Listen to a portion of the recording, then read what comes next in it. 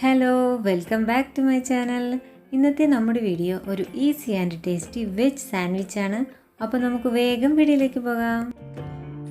അതിനായി 2 പീസ് ബ്രെഡും കുറച്ച് ക്യാപ്സിക്കം ചെറുതായി അരിഞ്ഞതും 1/2 കപ്പ് ഫ്രോസൺ സ്വീറ്റ് കോണും എടുത്തിട്ടുണ്ട്.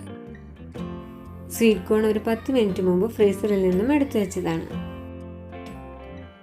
ഒരു ബൗൾ എടുത്ത് അതിലേക്ക് 3 ടീസ്പൂൺ ടൊമാറ്റോ കെച്ചപ്പും 2 ടീസ്പൂൺ ഗാർലിക് ചില്ലി സോസും ഇട്ടുകൊടുത്ത് നന്നായി ഒന്ന് മിക്സ് ചെയ്തെടുക്കാം.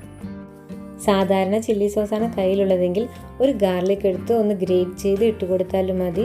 അങ്ങനെ ചെയ്താൽ ഗാർലിക്കിൻ്റെ നല്ലൊരു ഫ്ലേവർ കൂടെ കിട്ടും. നമ്മുടെ സോസ് റെഡി ആയിട്ടുണ്ട്. നമുക്കിനി മാറ്റിവെച്ച ബ്രെഡിലേക്ക് ഇത് നന്നായി ഒന്ന് സ്പ്രെഡ് ചെയ്ത് കൊടുക്കാം. ഓരോ ബ്രെഡിൻ്റെയും ഒരു സൈഡ് മാത്രം നമ്മൾ ഉണ്ടാക്കി വെച്ച സോസ് ഉപയോഗിച്ച് നന്നായി സ്പ്രെഡ് ചെയ്ത് കൊടുക്കാം.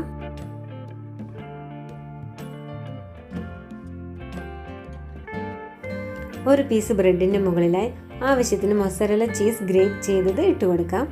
ഞാനിവിടെ കുറച്ച് ചെഡാർ ചീസ് കൂടെ ഗ്രേറ്റ് ചെയ്ത് ഇട്ട് കൊടുക്കുന്നുണ്ട്. നിങ്ങളുടെ കയ്യിൽ ഏത് ചീസാണോ ഉള്ളത് അത് വെച്ച് ചെയ്യാവുന്നതാണ്.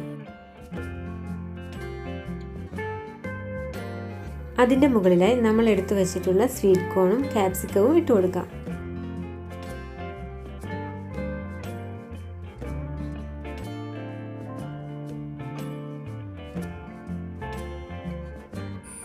അവസാനമായി കുറച്ച് ക്രഷ്ഡ് റെഡ് ചില്ലി കൂടി ഇട്ട് കൊടുക്കാം.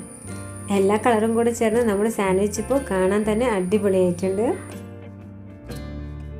ഇനി നമുക്ക് രണ്ടാമത്തെ സ്ലൈസ് ബ്രെഡ് ഇതിൻ്റെ മുകളിലേക്കായി വെച്ച് കൊടുക്കാം. മുകളിലെ ഭാഗം ബട്ടർ ഉപയോഗിച്ച് നന്നായി ഒന്ന് സ്പ്രെഡ് ചെയ്ത് കൊടുക്കാം.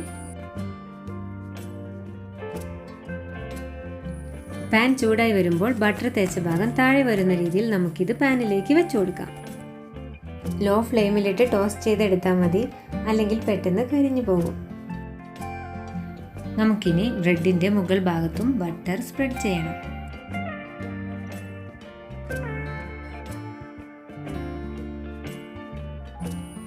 നമുക്ക് ഈ ബ്രെഡ് ഒന്ന് മറിച്ചിട്ട് നോക്കാം. ഇപ്പോൾ ഗോൾഡൻ കളർ ആയിട്ടുള്ളൂ. ഒരു ബ്രൗൺ കളർ ആവുന്നത് വരെ ടോസ്റ്റ് ചെയ്തെടുക്കണം. ഒരു 2-3 തവണ മറിച്ചിട്ട് ടോസ്റ്റ് ചെയ്തെടുക്കുമ്പോഴാണ് നമ്മുടെ ബ്രെഡ് നല്ല ക്രിസ്പി ആവുള്ളൂ.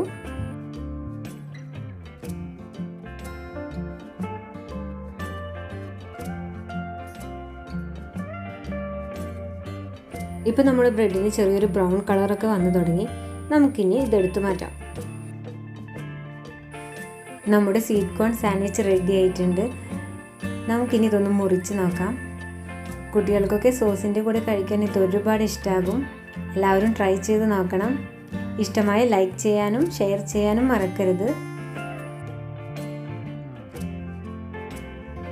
നിങ്ങളുടെ അഭിപ്രായം എന്തായാലും കമൻറ്റ് ബോക്സിൽ പറയണം.